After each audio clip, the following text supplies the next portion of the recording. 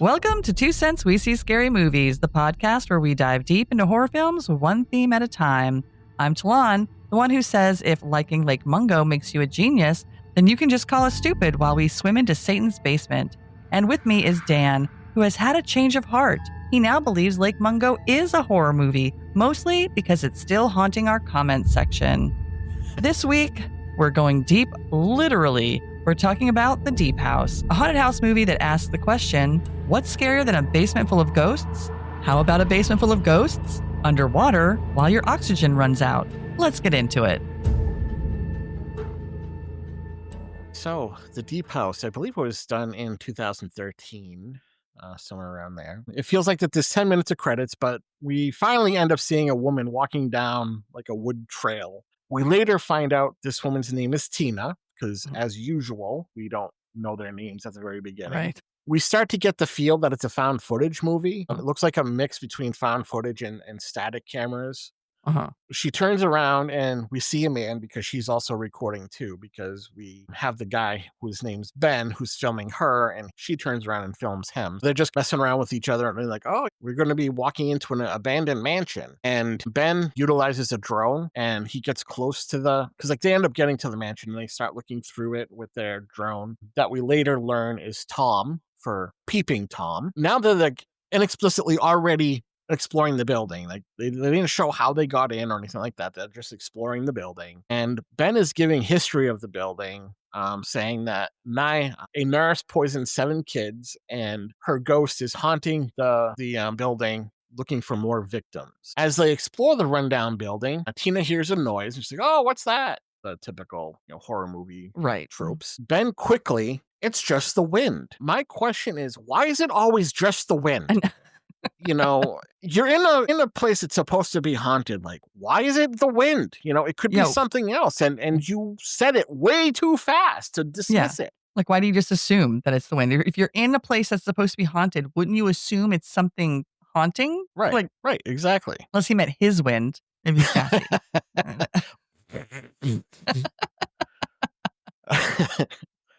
So as he says that it's just the wind, Tina's getting freaked out a bit, and Ben ends up walking ahead. He ends up going out of sight of Tina, and she's calling his name, like, Ben, Ben, Ben, and he's not answering.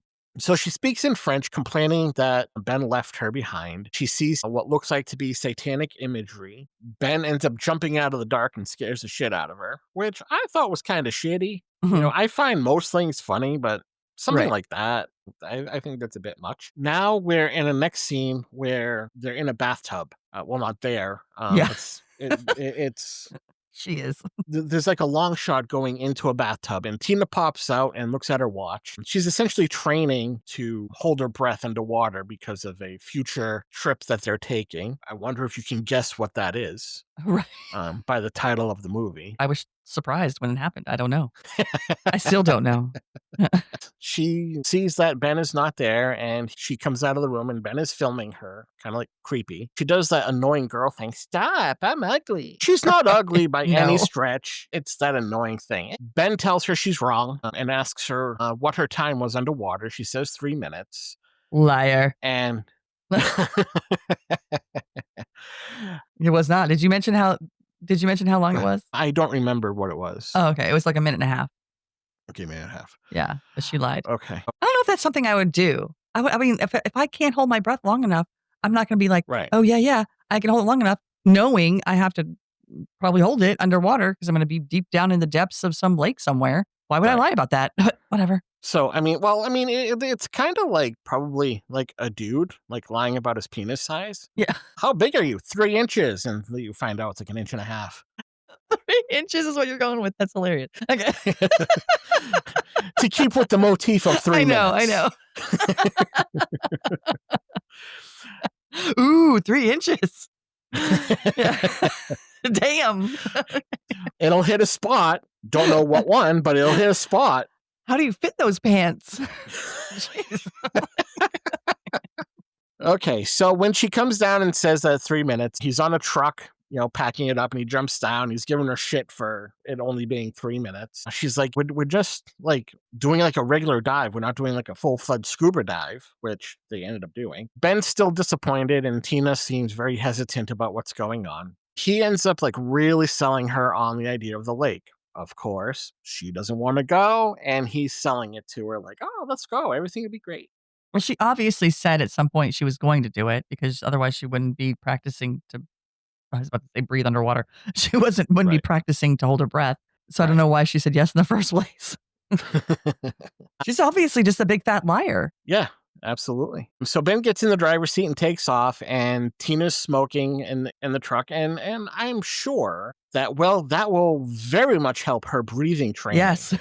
That will definitely open up the lungs and get it going. Yeah. Well, you have to So breathe real deep when you take right, a drag. As an right. ex-smoker, I know. Yeah, so I mean, Yeah. so you probably could hold your breath for like 10 minutes because Only if there's smoke in there. There's no smoke. Forget it. It's like 10 seconds. various shots of scenery. And now we're on a different trail. Ben is narrating the video as he approaches Tina while she's taking a piss, which is Yeah. always great. At least it's not near a dead cow. Right. We got When that I going saw for us. that scene, that's what I thought of. I thought of the dead cow scene from July 9th, June 9th. Right, And June 9th. at first I was like, what? I didn't realize she was peeing. I was like, what's she doing over there? And I was like, and who's filming? Because I thought maybe they were having sex. And I was like, oh my God, is there a dead cow? Then I realized it was just her. I was like, oh, he's filming. Okay. So now they're back in the car driving and they're holding hands. They end up parking in a parking lot, and it's a horrible parking job, I must say. And they don't appear to know where they're going. He says that it's supposed to be a super secret spot that not many people know about. Tina's not happy as she gets out of the car. Ben is now narrating that they're in southwest France in a dying town. He's highlighting a World War II monument, giving the history of it.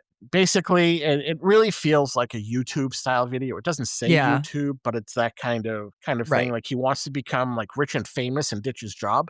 Yeah. That's his goal. I mean, it is his goal, I think, through the movie is that's what he wants to do professionally. Yeah. Right. She doesn't seem too into it though. Tina ended up going to the store, and she came back and she said that she asked the store about their destination. She said that, they can't miss it.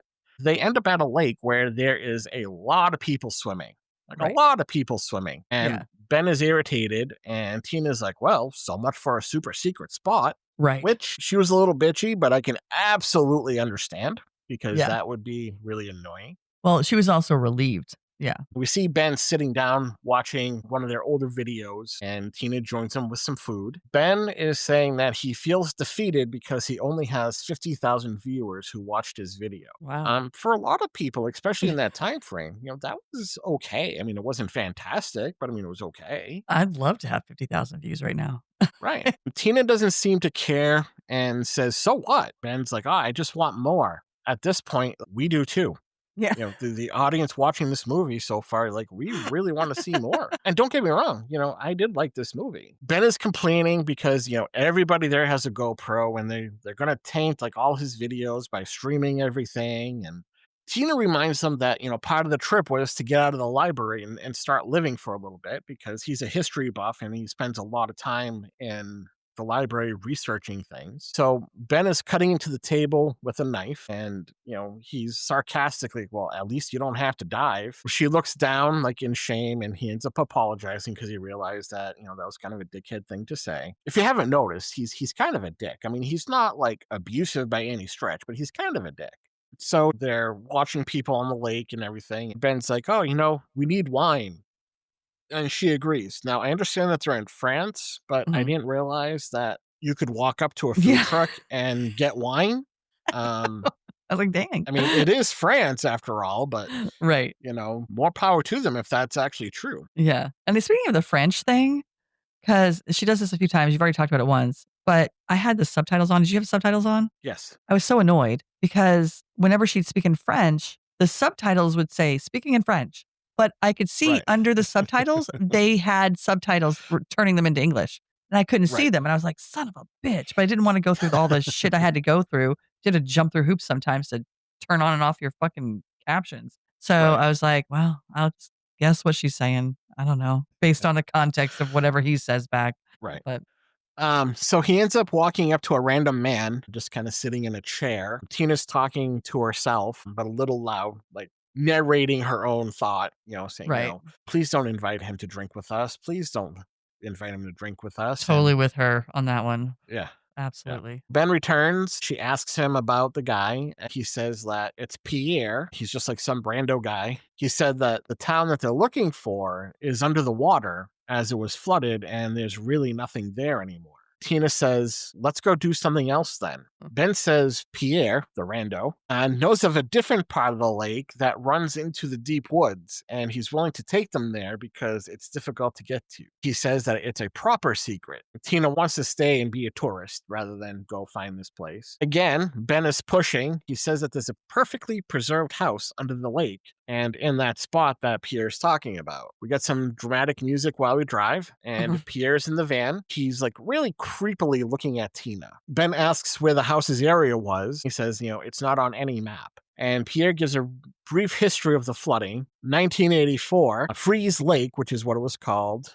says that they ended up flooding the whole town, because they were putting like an electric water plant away, kind of like a town in Maine that was flooded by CMP several years ago. Yeah, we've had one too. Smith Mountain Lake is that way in Virginia. Yeah. And I guess if you go on a clear day and in the middle of the water, like you can look down and see the houses that are still there. I mean, they're not like in the best shape, but you can still see remnants of the houses. That would be really cool because you can do that in Maine. You can't do that in Virginia Lake. The Virginia Lake is green as fuck. Like it's dark and murky. You can't really see it. Right. Anything. So Pierre says tourists come to dive just like them. At this point, Tina and Pierre are speaking to each other in French. He says that Tina, for being an American, is speaking really good French, and that it's not common that he comes across that. And she tells him that her parents had a French upbringing, and Ben and her met at a history department in New York. She spoke about, his life passion of history and that she's not really interested in it, but she just goes along for the ride. Pierre says that Ben told him he's filming of the internet. Mind you, Ben is sitting in the back of the car and he doesn't understand a thing that they're saying. So it's really kind of a rude conversation at this point. And he was British, right? Was he British? Yeah. Okay, yeah. So when Pierre asked about him filming for the internet, Tina's like, yeah. She says that, he likes filming ruins. That's the part of what they do together that she likes. She likes the ruins and, which I would too. That's fun to do. She says that, that he wants to make a lot of money. Ben finally speaks up because this goes on for a little bit. He finally, speaks up and says, hey, do I need to pay for subtitles? I just turned them on. I mean, that was easy. Yeah, pay for shit. Yeah. They come to a certain spot and Pierre says that they have to go the next few miles by foot. Tina doesn't look overly thrilled, but they're on the trail walking. We see overhead shots of a river and them walking in the forest. Pierre says it's a long way, but worth it. With the amount of that they're walking, I'm winded just from watching them.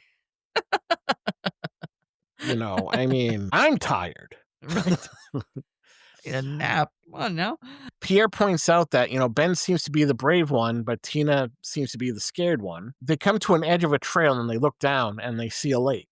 They're there, finally. Again, Pierre is creepily staring at Tina as she's preparing her diving gear, and he's really staring. Pierre asks what Ben is holding because Ben has his drone, and Ben explains that it's a drone and that it's going to film in 4K. This is where we learn that it's named Tom. Pierre seems like he's really confused about the whole thing, like as if he's from the Stone Age or something. Right.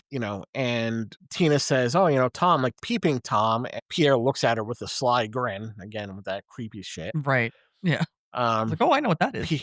Right. Pierre compliments Tina's sticker, which is basically a peace symbol. And Ben, unasked, says it's the cross of Nero and symbolizes death of Christendom and says the hippies didn't know that when they chose it. Tina is surprised and asks why he didn't tell her this. I looked that up. That's bullshit.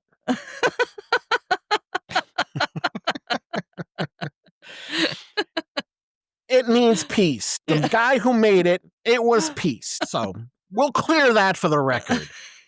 What an asshole.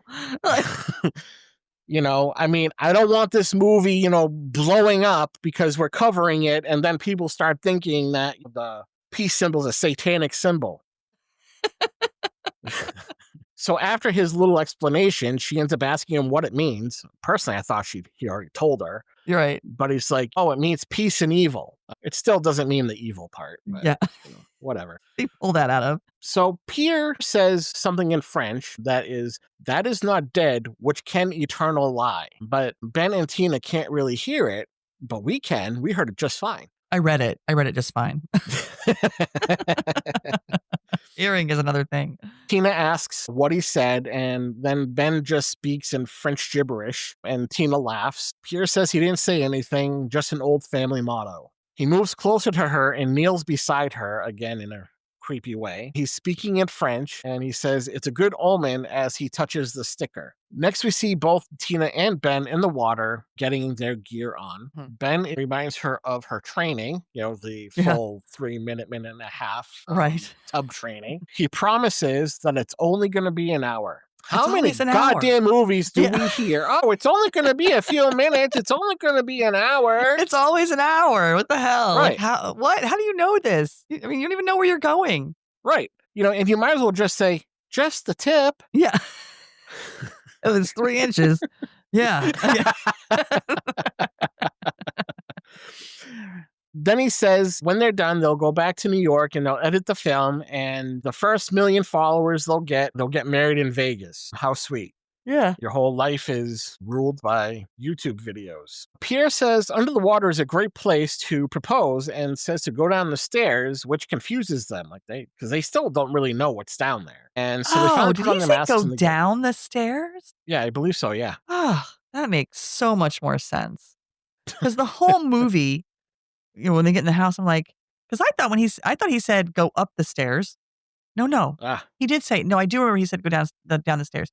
But when he said it, I thought he meant when you get to the house, go down the stairs. Like there were some stairs outside the house.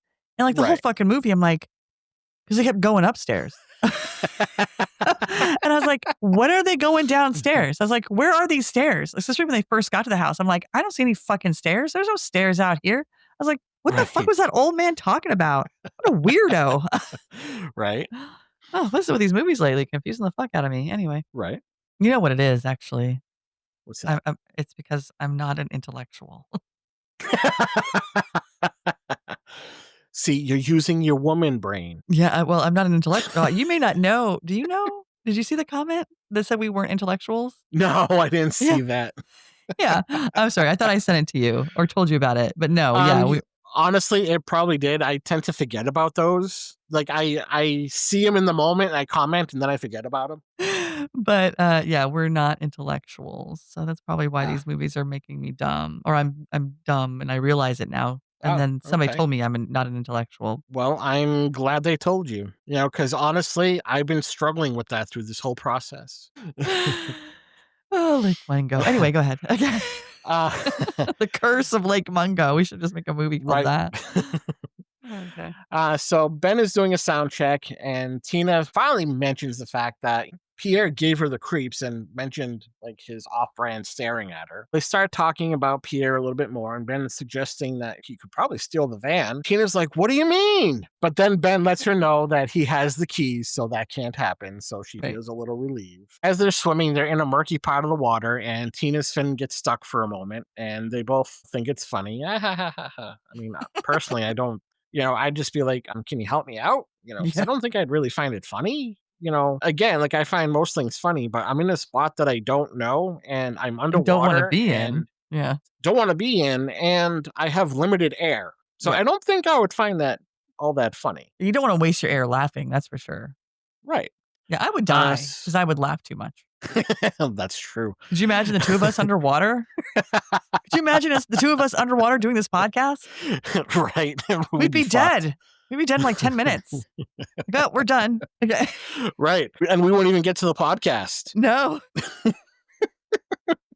So Tina ends up begging for help, and Ben's like, I'll just leave you here and pick you up on the way back. And then he goes over and frees her. And she should have taken him up on that offer. Right. Tina ended up saying that she wants to keep going. So it seems like that this was the first time she was going on her free will. As they're swimming, they see a perfectly intact car, and Tina's like completely surprised by this. She's like, why isn't the car rotted out and stuff? And I'm saying the same thing. Ben's like, oh, it's fairly common because there's no salt water here. It's like, Ben, stop pulling shit out of your ass. I mean, you don't even know what a fucking peace symbol is, let alone a goddamn car underwater that should be like rotted out because it was there in 1984, like 30 years. Cars that aren't underwater get rusty. Right. From, rain and elements and whatever. Like, why would it not? Like, it's completely submerged. So obviously there's a problem with this car because it looks brand new practically. Ben's like, oh, well, it's not seawater. It can last. He's like, oh, the car's probably made in Britain like him. So as they're swimming, Tina asks for a song and he puts on a heavy metal, like really loud song, and she flips him off. He changes it to like a calmer rock, and we're seeing a lot of fish as they're swimming. Ben is like doing his whole YouTube filming of the area, and they end up finding some stairs and they follow them down. They start approaching the house. We see the front gate in front of them, and they look around and see like there's some sort of religious statue attached to the fence. There's a sign on there in French that says no trespassing. Tina jokes saying, oh, maybe we should go back up. And that's not a joke. Ben says, oh, we can continue. And Tina starts to notice that like all the fish are gone. Okay, so now we have a perfectly intact car, a perfectly intact front gate, and there's no fish. Okay, so as long as we're all on the same page. Yeah, that's normal. Totally normal. So as they approach, they come to a cement building, and Ben says it looks like a private mausoleum that's in the garden. So they're not even at the house yet. They're still like in the garden area. Tina notices the song in her speakers are getting like unnaturally weird static sounds, and Ben asks her to shut it off. He complies. Now, keep in mind that there's no radio stations. There's nothing that should be interfering with them under the water. Right. But they're having some random interference. And this is all to highlight how stupid some characters are when they're written into horror movies. Granted, it's to make the horror movie progress, but it's still funny to talk about. They never see the signs. No, not at all. So Ben opens the door to the mausoleum, and Tina's like, oh no, don't do that. Ben says she's too superstitious. They have God watching over them. Then he speaks freakishly in French and floats up with arms outstretched. Kind of like mimicking an angel arising or Jesus arising. They get back to exploring, and they finally get to the house, and they find that the front door's locked. And who locks their door underwater? What are they afraid of? I don't know, but why did Tina knock on the door? Hello? Want to let us in? Right. Now, in doing that, we did find out that the door is made out of steel. Ben says maybe we should split up. That's always a fantastic idea. We have the ominous music playing. We see the house through a pan-up shot. It's a pretty big house. I'm assuming that the pan-up shot is Tom. So Ben notices that it's shuttered, and Tina is with him, even though they separated. Yeah. I didn't understand that. Like, because she didn't say no, but there she was. Right. This whole part here, like some of this from the mausoleum to the house, I missed because I got on my phone. And so I missed some of these things, but I do remember they split up. So I just figured I missed when they came back together or whatever they did when they split. And so they just never split, or they could have edited that part out. But so they end up going to the floor level, and they see that, that's all boarded up too. And they see a chimney, and Tina says, oh, you can go first. They end up finding a small window like near the top, and they are able to open it. And a big fish comes out and scares them, hitting the drone. So there are some fish there. Yeah, there's a fish. And actually, because I wasn't paying attention, so I just put my phone down and looked up at the screen just as they opened that window and that fish came out. And it actually jump scared me. I was like, because I wasn't watching it to pay attention to what was going on. So it actually got me. And I was like, oh, it got me. I was like, if I were paying attention, it probably wouldn't have got me. But because I wasn't, it got me. Yeah.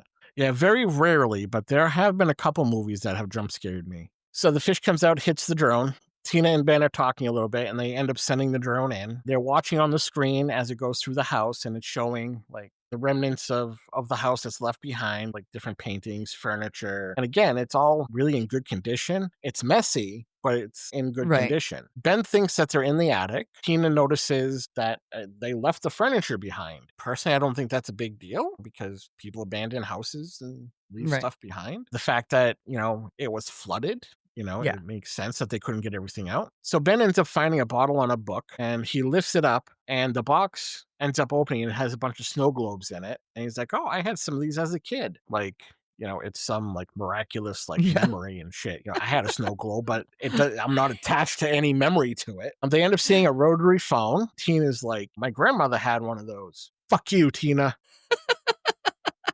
I had one of those, bitch. I have one of those actually right now. Like I really do. Is that your cell phone? Yeah, I carry this fucker around with me everywhere. Yeah. It's a black rotary phone. It's like the old, it has the thing. Oh, kind of like what we see right now in the movie. It's a black rotary phone. Yeah. All right. Yeah. Mm-hmm. So as they're looking around, we end up seeing a figure in the back of them floating, and Tina freaks right the hell out, which I don't blame her, especially like if it's a doll. Like that's what it was. Kids and dolls at night are fucking creepy. My own kids have freaked me out in the middle of the night, and my grandmother used to have this doll that my cousin and I were deathly afraid of. You would think that it was Annabelle the way we treated it. And we were convinced that when we weren't in the room, that it would be like looking at us through the doorway. Then we walked away, it would look back. It was a creepy ass goddamn doll, man. Must have been. But I miss seeing it because I miss my grandma. So Ben ends up pushing it off. I'm just like, it's fine. They check their oxygen, which we're going to do quite a bit coming up. So right now they're doing good. Ben says that the house doesn't look that long and probably won't take them that long. That sounds like more than an hour to me. Yeah. I don't know what he was talking about because it was a big fucking house. Right, it was. Unless like he's some like rich guy that has like a 600-room mansion. Yeah, that's a shack. Right. So they continue to explore around and they go into, I think it's the living room where there's like an animal skull on the wall. This freaks Ben out momentarily because one, he doesn't really hunt, and two, it was just kind of a surprise. Tina's like, oh, we can't see anything because of all the murkiness. Ben's like, ladies first. Well, you're right. You know, he was being masculine and said, hey, you know, go ahead first. Ladies first. Tina suggests instead to send the drone in. At that point, we hear like a distorted voice, and Tina asks Ben what he said. And it's like, yeah, nothing. She says, I heard a voice. And he's like, oh, it's probably radio interference. Again, they're the only people on this lake because it's supposed to be like this super secret place that only Pierre knows about. And he brings divers out there, but he only brings them out one at a time or a couple at a time. Right. So and I don't know where the radio interference is coming from. And I can't remember how far down they were. They were pretty far down. Yeah. I don't know what radio signals are going down there. Right. And so the drone is still looking around the house and he notices that it's not putting off an echo. He's like, well, that means that there's nothing there. So it's fine. He's like, oh, there's no fish or creepy dolls. Let's go ahead. Right. They are trying to open some doors to no avail. Like none of the doors are opening that they're trying. And he sees an old fashioned gun on the wall. He pulls the trigger, you know, just for shits and giggles. It just spouts out like a bunch of rust and dirt into the water. I don't know how it got rust in it. That's weird. Right, I know. I mean, the car didn't have any rust, so how did the gun get rust? Right. It's crazy. You know? He sees a painting, and he sees a spot on it, and he wipes it off. It has the name Famille Montagnac, which is basically the Montagnac family. Right. You know, the French, they're always doing things backwards. Actually, it's us that's usually doing the shit backwards. What's the name of the family again? Famille Montagnac. I just want to hear you say it again. It's funny. Montagnac family. Like, it was a crazy name. Like there's no GNUs like good GNUs or Gary GNUs. Good GNU. I used to love that show. Yeah, me too. Great Space Coaster? Yes. Is that what it was? Yeah. Yep.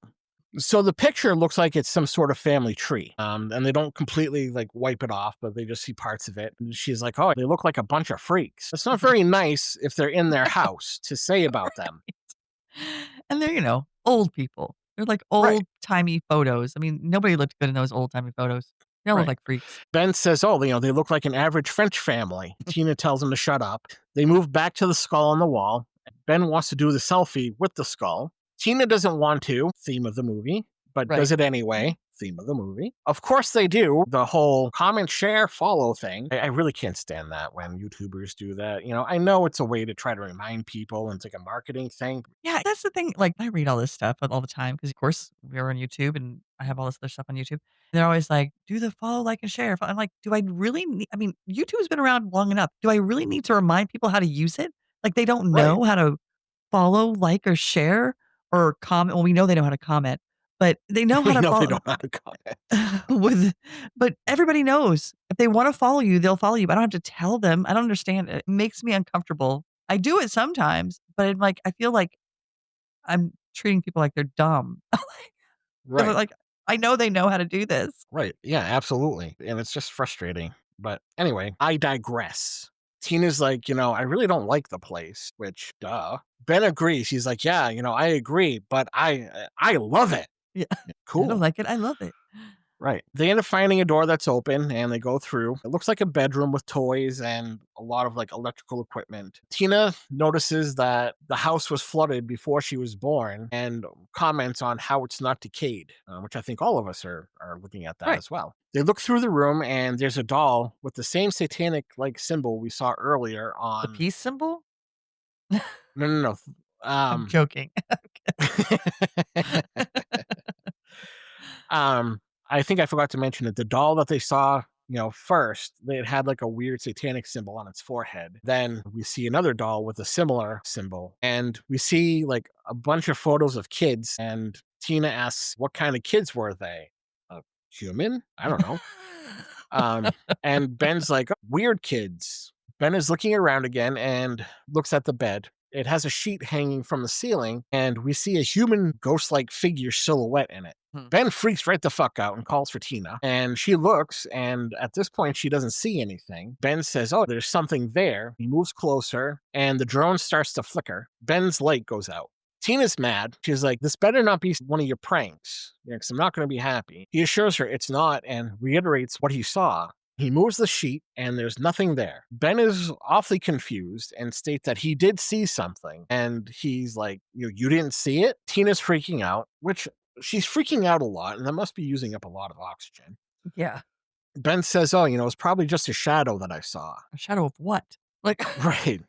I mean, you still have the same problem. Like, right. At this point, Tom is acting up completely and having a lot of trouble moving, and he ends up powering down. We see the screen is black, and then the drone beeps and it comes back. So obviously, we're in drone mode, and they're still going through the house. Ben says, oh, we had to reboot it. So now they go down some other stairs to a different floor, and they see more paintings and the front door that they couldn't get through. They open it, and they see that there's a wall in front of it now, and it's got a bunch of scratches on it, like someone was trying to claw their way out. Ben theorizes that someone was trapped in the house. yeah. Um, Genius. oh, right. When they hear a piano noise like playing, Tina again gets freaked out and asks if it's another diver. Ben's like, I don't know, which again, the simplistic guy thing. I don't know. Like, why are you asking me? I need details. Right. Tina asks if it's Pierre messing with them, and Ben again says, I don't know. They go into the dining room where we see candles and other items floating around the table. Again, Ben puts the drone view on. Tom is looking around the room and detects movement. There's things floating and it's looking at them. Tom was beeping and then stopped. They look around to the area that they're in, trying to see if they can see anything, and they want Tom to go in a little further. They're both looking around and Tina's like, oh, what's moving? Ben says like he doesn't get it because he doesn't see anything. Tina asks if Tom is picking them up, and Ben's like, no, it's impossible. He's programmed to ignore us. They come to the chimney, and he's like, oh, it's probably just some fish going back and forth into the chimney. And then asks about the piano, and Ben's like, oh, it's probably a string that snapped. No, I mean, it sounded like, Yeah. playing, not a Yeah. string snapping. And Tina, at this point, just like the rest of us, is getting really annoyed with him explaining everything away. Right. You would think. So he sees something. He knows he sees something at the bed, even if it was a shadow. Shadow of what? Then you have a door you open that goes to the outside, and it's covered by a giant wall with scratches in it. Like, what are you Right. trying to explain away? Like, why are you trying to stay there? Right, exactly. At that point, I'd be trying to find a way out. Right. All right. If you should have figured this shit out by now. Right.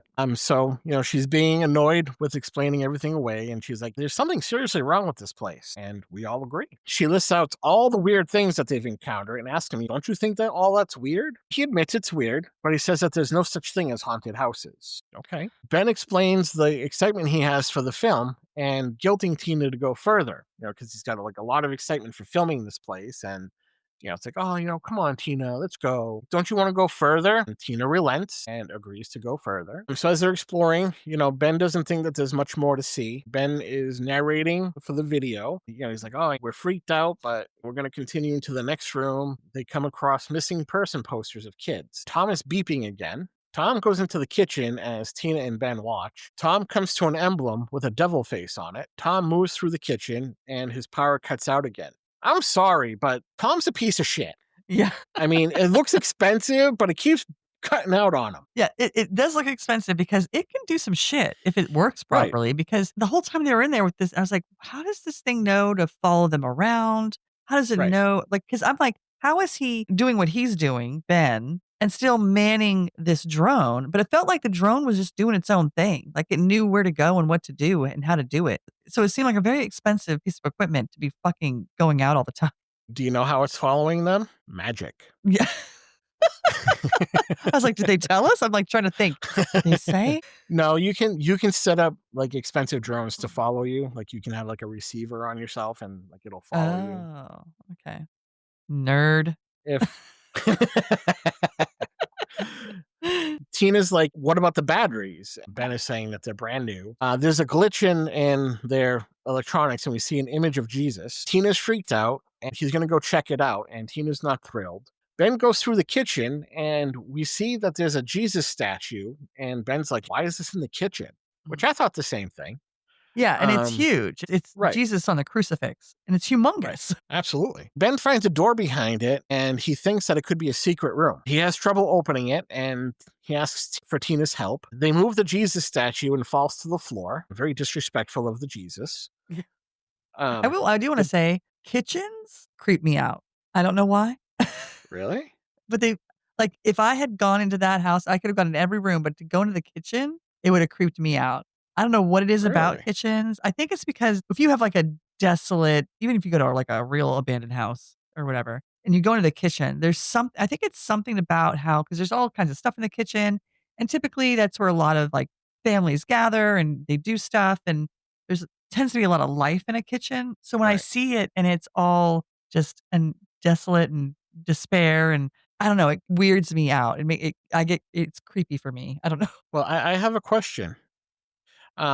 Is it because that you sometimes feel like you think more like a guy? Yeah.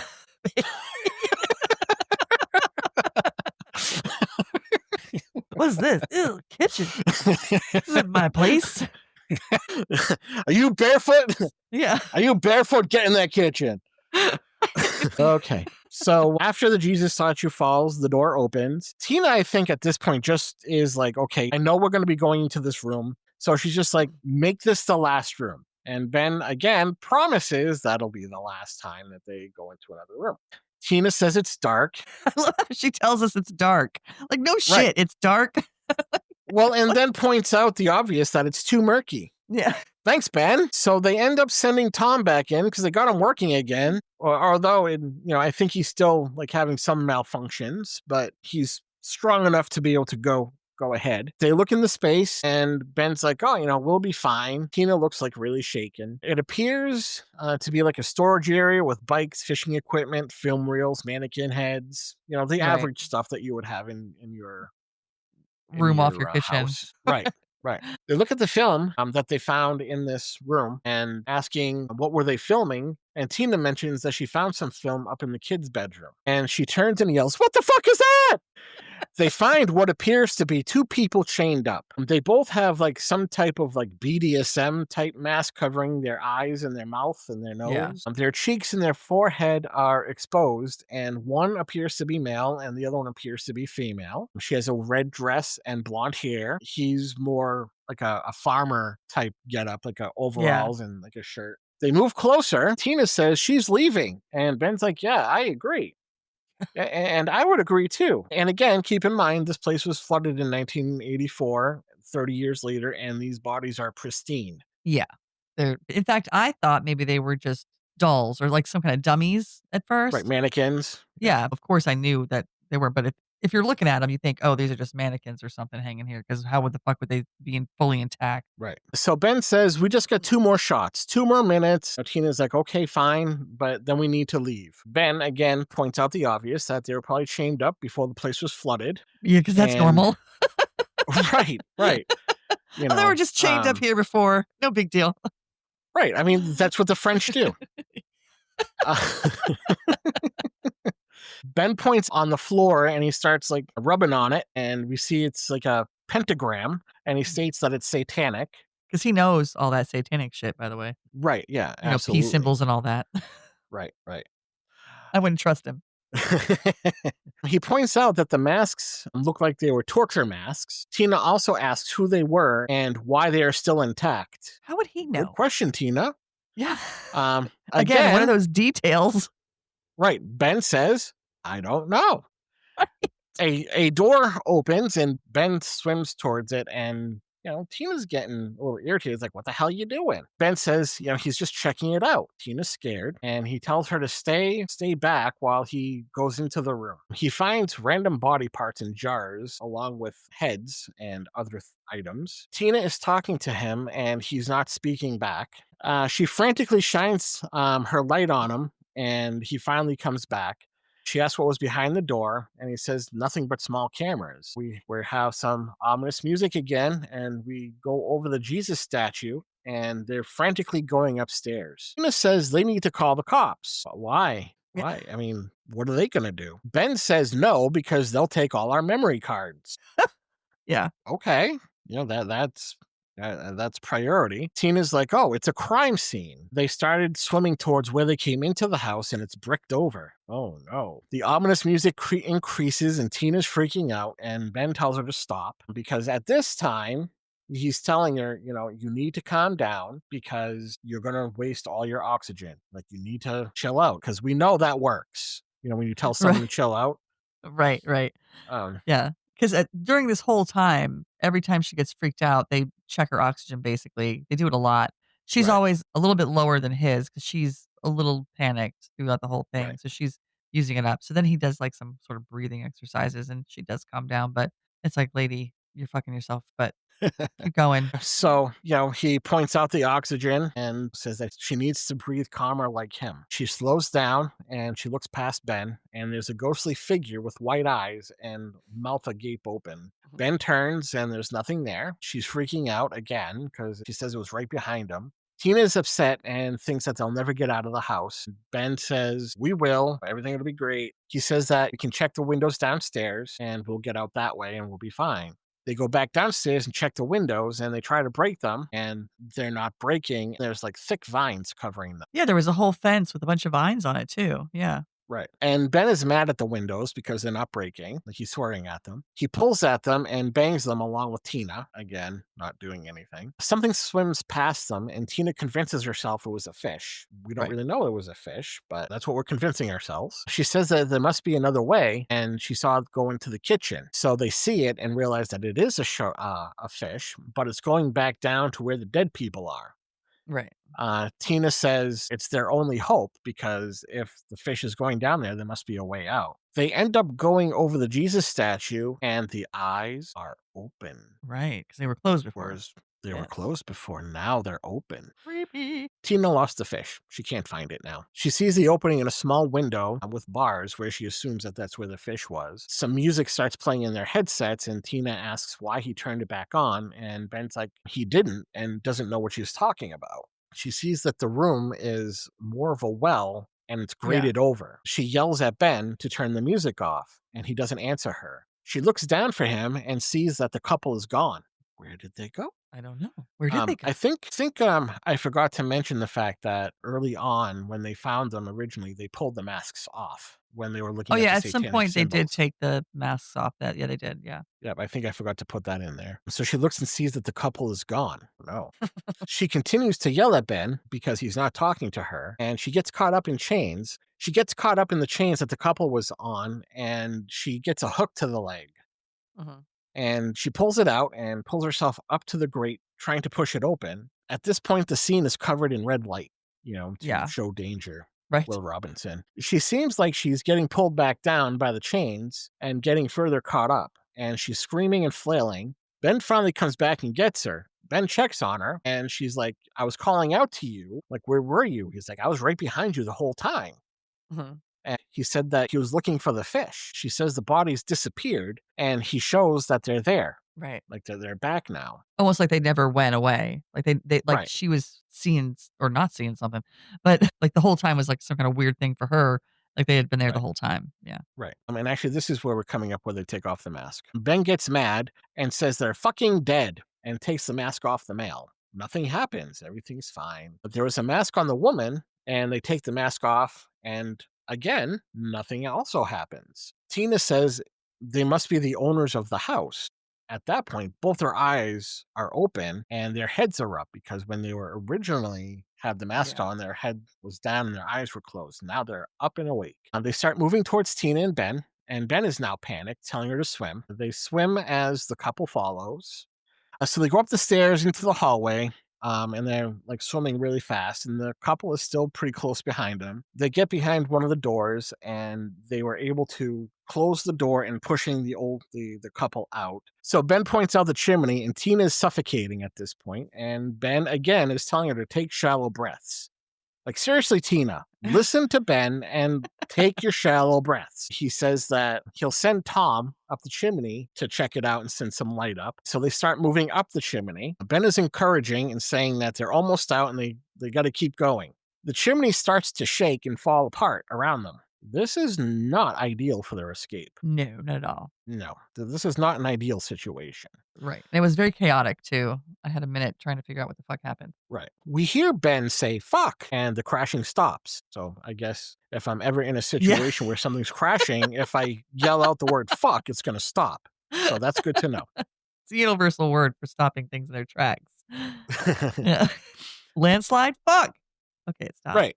Avalanche? Fuck. Okay, it's So we're back to a black screen and Tom powers back up again. We see Tina free floating like on the bottom, like on the floor. Tina wakes up first looking for Ben. And I was actually kind of confused by this part because I yeah, couldn't tell which was which. yeah, that's why I said it was chaotic and yeah. Yeah, and I had to watch it a couple times to figure out who was who. So Tina wakes up first and looks for Ben. She's just yelling out, "Hey, I'm stuck in the chimney." And she cuts out a rope that she was tied to. She falls to the floor, still looking for Ben. She yells to Ben and hears some noises behind some rubble.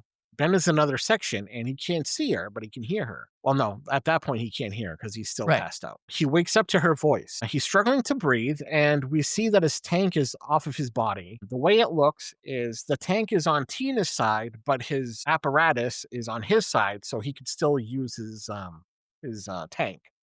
Well, he was in a totally different room. That's where I got confused because he was in the bedroom upstairs. Maybe that's why I'm confused too. It took me forever. I was like, "What the hell? How Yeah, did he end up in the bedroom and she's in the basement right. still or wherever Yeah, that no, fucking that's room was?" true. That I was is like, true. "Well, how did he get there?" I was like, Right. "Fuck." So maybe she fell further down during the collapse and he fell on the room Yeah, floor. like yeah. That's all I could figure Because out. It was Because again, strange. that part was, like, really strange, really confusing on how they put it together. Yeah, yeah, because Um, they ended up because they took their tanks off to get up into the right, chimney. So that's why they right, had those off. She was ahead of him, and then all of a sudden, everything is going crazy with the chimney falling, and it's really chaotic, and of course, she's stuck, she has to cut herself out, but then when he wakes up, he's it's like, "Is he in the bedroom?" I'm like, how the fuck did he end up in the bedroom?" And the only thing I could figure was, like you said, when it started falling, somehow he fell out into the bedroom because the chimney goes all the way up. It would end up in a right, room, it would go through a room, whatever. He must have fallen out of the chimney area somehow into the room, and then she just kept going and fell all the way back down to the right. bottom. But I was Yeah, like, "This is confusing. What the fuck?" yeah.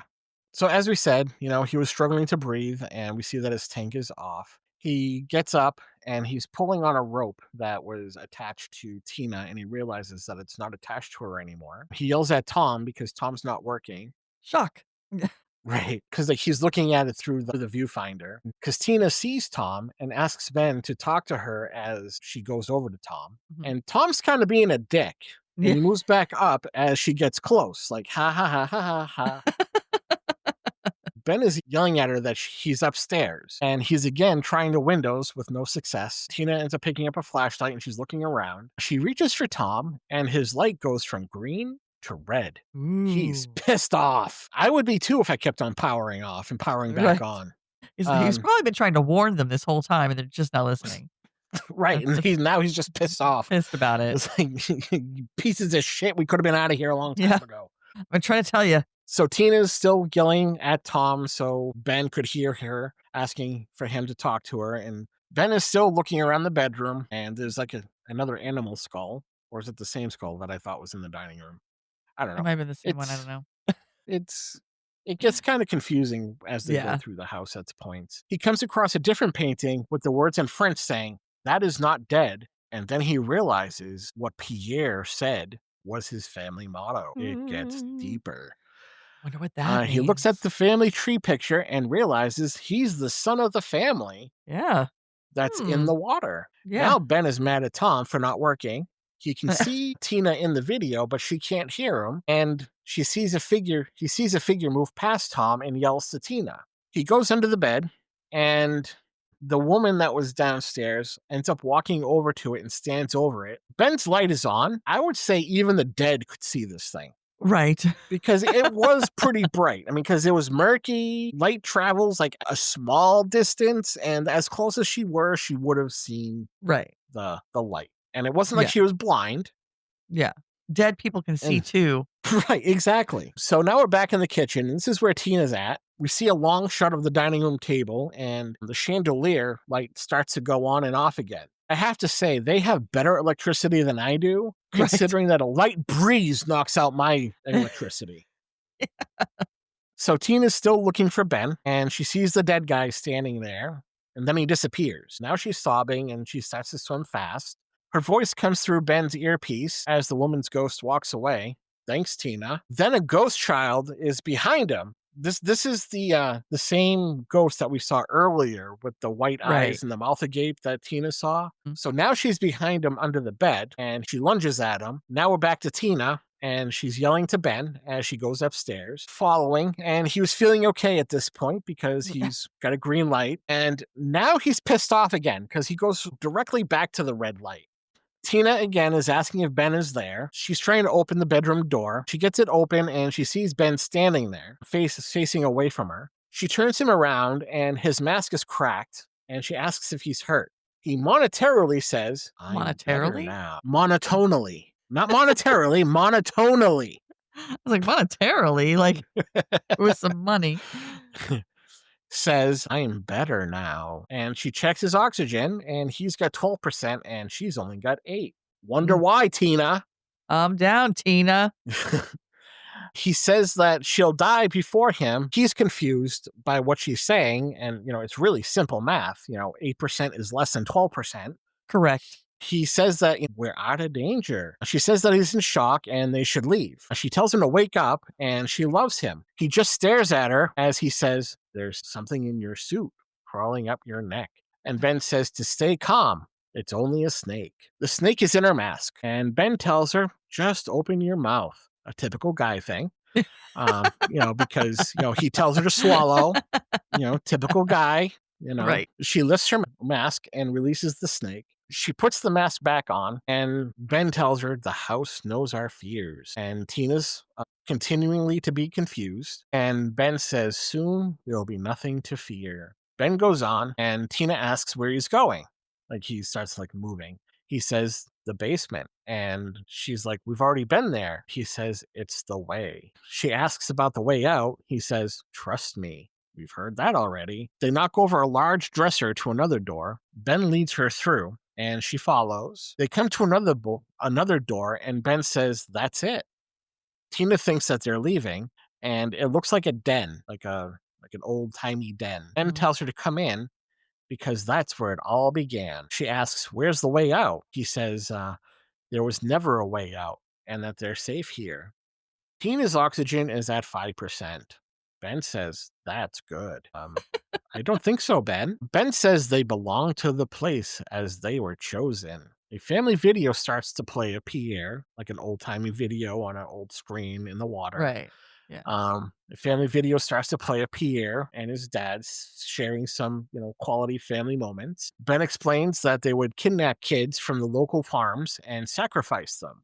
The video shows the father cutting into a bloody body as a young Pierre watches. There's a young girl named Sarah in the video, and it happens to be the ghost that got Ben, and she's in the background. Hmm. In the video, masked men with guns come into the house, and Ben explains that it was the locals coming for revenge, and one took Sarah to her room and killed her in her bed. Now, was Sarah like the sister to Pierre, or was she like I, a th- daughter?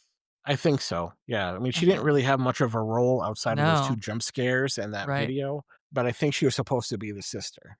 Yeah. Okay. Pierre escaped. Tina doesn't give a shit about any of this. She just doesn't want to die Right. there.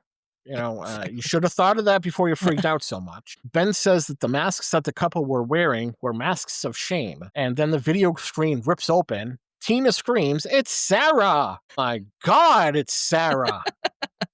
Ben says not to be afraid and that she will guide them. Ben is now speaking French, repeating the family model. That is not dead, which can eternal lie. He stands with Sarah and tells Tina to join them. Tina says no and goes through the torn screen. She gets out into the basement while Ben still stays and says to join them. Her oxygen is like really low Right. and she looks up trying to get out again. Ben grabs her. Ben says he can't stay without her. He's going to kill her so they can be together. If I Mm. can't have you, nobody will. Right. Again, that masculine Yeah. statements. Well, that's some asshole shit right there. That's- She fights him as the couple comes closer. Ben is telling her it's their chance to be part of something. The woman ghost smiles as Ben tries to stab Tina. Tina turns the tables and blocks him and stabs him instead. Ben groans in displeasure, as one would. right. Tina is sad. Ben comes to his senses and asks what happened. Tina thinks they found a way out, and they are planning when Sarah comes up behind Ben and stabs him in the heart. God Poor damn it. Ben. Apparently, Sarah took his heart. Cheater. Tina is Tina is crying as Ben is pulled back. The man ghost is there and looks at Tina. The woman ghost is there too. They pull at her. Tom is pissed again. Her oxygen is very low. She pulls off her suit to escape. The ghosts are watching her as she leaves the house, and we have some like dramatic music playing up as she moves up the passage, and it's very narrow. Probably the reason for the dramatic music. She finds a way out, and Tom is watching her leave too. Son of a bitch. Tom has no loyalty. He's loyal to the house now, I guess.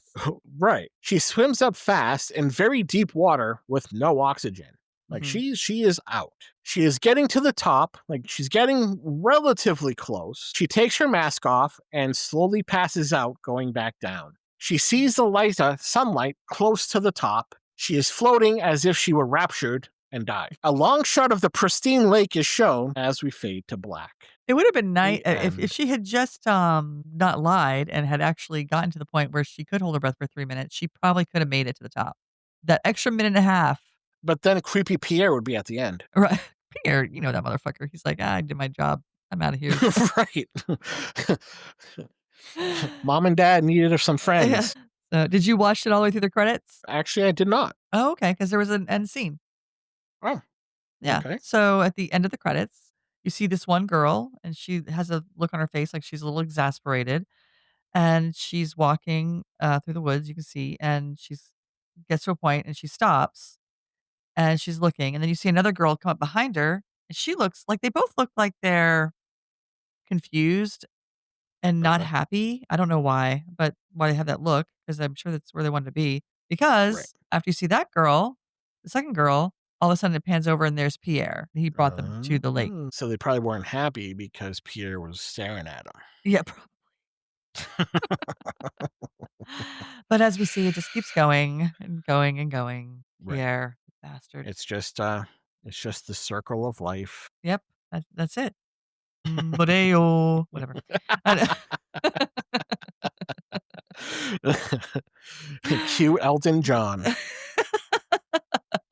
So this movie, I didn't. I mean, it wasn't like a fantastic, amazing movie, but it wasn't a horrible movie. There were just a few parts that were like that one part with this chimney was just confusing. I was like, what the heck is Yeah. going on? The beginning, it took me a while to get into it because the beginning was just kind of slow. It was a slow build up, which is fine. I mean, it's not a big deal, but I did get distracted by my phone because of it. Well, like As I I said said, 10 earlier. minutes of credits Yeah.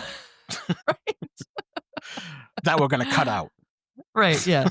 Yeah, exactly. I'm like, when it was over, I was like, I don't know what I have to say about this movie exactly because it wasn't like it was something amazing, but it also wasn't bad. I couldn't think of any weird plot holes or things like that that were just you could talk about. But I mean, it wasn't a bad movie. If it were on, I'd watch it again as long as it was at the point where they're at the house. Anything before that, click, click, click. Um, fast forward something, but I'd probably give it probably 5 cents. I really Okay. don't have anything to say about it. I don't know, like, it's, acting was good, there's nothing the Yeah. kitchen was creepy. I would Yeah. say there was one thing I would have if of course, they didn't live, but at the time that they found all the film, they didn't know they weren't going to live. But I Right. would have taken that fucking film. I don't know why they would have left that there. I'd be like, I would have been so fucking curious about that film, like, from 1984 or before, however long old that was. Like, that would've been even if it wasn't a creepy house that was satanic and people were trying to kill me, if I got Right. it was just like some house, I would take the film because I would wanna know what the fuck's on that what was it like back in 1984, even though I know it was like back in 1984.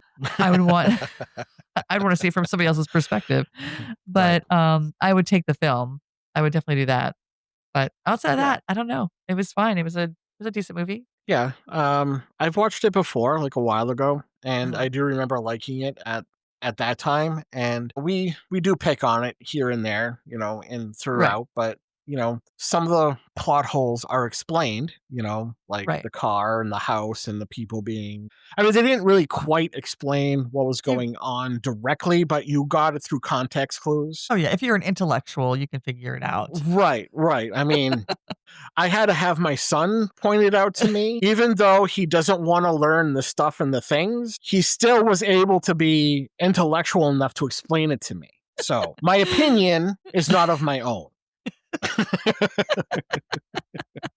But yeah, I mean, I liked it. It certainly wasn't like a gotcha sort of movie. I mean, No, they yeah. tried to do a couple jump scares, but they Mhm. can only do so much with that. It was a decent take on the horror on the haunted house, Right. Yeah. movies, because, granted it was just a plain haunted house, but it was underwater, and Right, I don't they think I've ever added seen one. right, and it added a little intensity because of, Tina not calming the fuck down. Right. Um Yeah, because you did have 2 elements of death. You could possibly just drown because you stopped breathing, or you could get killed by some psychos in a house. Yeah. Right.